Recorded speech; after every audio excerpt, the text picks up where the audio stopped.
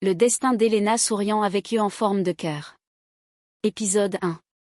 Mexico, une ville remplie de personnes, d'argent et beaucoup d'autres choses. Dans la vie nous avons tous des destins différents, d'autres naissent dans la joie et d'autres dans la pauvreté. Le soir vers 19h, une femme marchait en fouillant les ordures, jusqu'à ce qu'elle arrive dans une décharge d'ordures. Elle foulait quand là elle attend les pleurs d'un nouveau-né, elle était surprise. Lucia, oh, à force d'avoir trop faim je crois entendre des pleurs de bébé, larmes de joie. Elle continuait à chercher et les pleurs de bébé et ça s'entendait très bien. Lucia, ah mon Dieu, ce sont réellement des pleurs de bébé déçu mais soulagé. Elle se met à chercher le bébé, après elle retrouve la petite nourrice qui était couverte d'un drap. Lucia était choquée de voir l'enfant dans les poubelles, elle le prend dans ses bras et là un petit sachet tombe. Lucia prend le sachet et voit de l'argent et une petite lettre, elle ouvre et regarde la lettre. Lucia, lis, je ne sais pas qui vous êtes mais prenez soin de mon bébé, aimez-la, appelez-la Elena. Lucia, ah mon Dieu, elle est nouvellement née et je crois qu'elle a faim, que dois-je faire, déçue mais soulagée. Lucia regarde le bébé puis l'argent et les prend. Plus tard elle arrive dans une pharmacie, elle achète des biberons, des couches et du lait. Puis après elle entre dans une boutique et achète quelques habits. Plus tard elle rentre chez elle, elle avait déjà habillé et nourri le bébé, dormait déjà. Lucia, oh ma petite Elena, quel dommage que ta mère t'ait abandonnée et moi je n'ai jamais pu avoir un enfant, je n'ai pas d'argent mais je t'élèverai avec beaucoup d'amour ma belle, souriant avec eux en forme de cœur. Lucia la fait un bisou puis elle s'endort.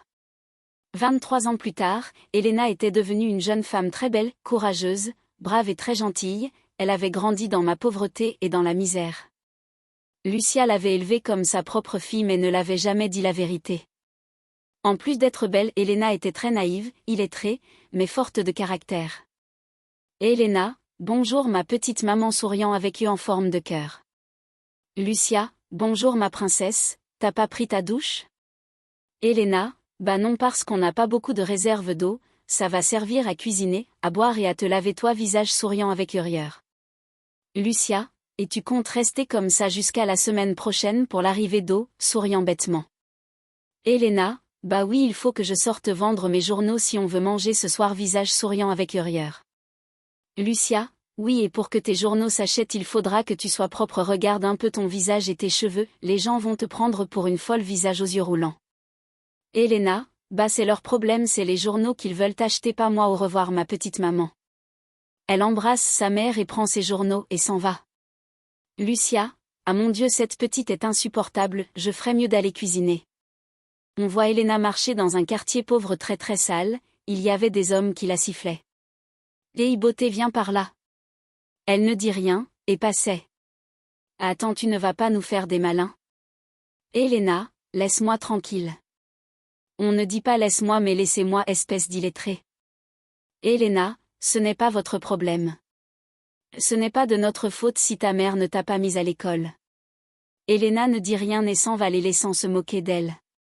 Pendant ce temps, dans une gigantesque maison, on voit un homme assez vieux, une dame très raffinée, une jeune fille sexy et deux belles hommes assis en train de prendre le petit déjeuner, c'était la famille Villasencio.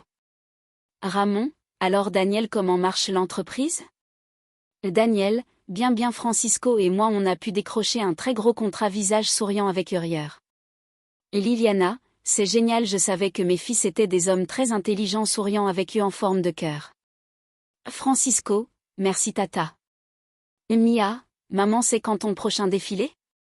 Liliana, dans 2 semaines, et devine qui sera la mannequin vedette? Mia, qui? Liliana, bah ta belle-sœur bien sûr, Viviana Vivanco, souriant avec eux en forme de cœur. Daniel, c'est vrai maman? Liliana, oui, Viviana a tous les critères en plus d'être belle et intelligente, visage souriant avec hurieur. Mia, elle sera très heureuse alors, Daniel Rue lui annonce, ou c'est moi, souriant bêtement. Daniel, merci petite sœur, je m'en charge, clin d'œil. Ramon, bon je vous laisse, nous avons une réunion avec le président de la République, grand sourire avec hurieur. Liliana, d'accord mon chéri, bonne journée. Francisco, Daniel, allons et on a une réunion avec les investisseurs, visage souriant avec hurieur. Daniel, d'accord, bonne journée à tous, bisous ma petite chipie, larmes de joie. Mia, bye mon diable. Liliana, bon Mia, viens avec moi à l'entreprise. Tout le monde s'en va dans son bureau. Quelques heures plus tard, Daniel avait fini avec sa réunion. Il rentre dans son bureau, trouva Viviane qui l'attendait. Viviana, salut mon amour, souriant avec eux en forme de cœur. Daniel, et chérie, quelle surprise, depuis quand tu es là? Viviana, ça fait environ 2 heures de temps, visage souriant avec hurieur. Daniel, oh ma puce, désolé de t'avoir fait attendre, visage souriant avec hurieur. Viviana, pour te faire pardonner, viens m'embrasser, souriant avec eux en forme de cœur. Daniel, AVC plaisir Miss Vivanco. Les deux s'embrassent passionnément pendant quelques moments. Daniel, j'ai une bonne nouvelle pour toi, souriant bêtement. Viviana, va-y, raconte-moi. Daniel, bah vu que tu es la Miss Mexico, maman voudrait faire de toi sa mannequin vedette de son défilé de l'année, souriant avec eux en forme de cœur. Viviana, waouh, c'est un plaisir, dis-la que j'accepte avec plaisir, visage souriant avec hurieur. Daniel, bah tu lui diras toi-même ce soir en dînant avec la famille, visage souriant avec hurieur. Viviana, d'accord, pas de problème chérie. Et Mia? Daniel, elle va bien, toujours aussi capricieuse. Viviana, ah viens, on va aller déjeuner ensemble. Daniel, oui chérie, allons-y. Daniel et Viviana partent déjeuner ensemble. De l'autre côté, Elena était dans la rue, assise près du goudron. Elena, ah mon Dieu, je n'ai rien vendu aujourd'hui, qu'est-ce que je vais faire pour qu'on puisse dîner ce soir, déçue mais soulagée. Elle était triste, et regardait les voitures passer. À suivre, max de j'aime, des commentaires et de partage. Comment avez-vous trouvé le premier épisode?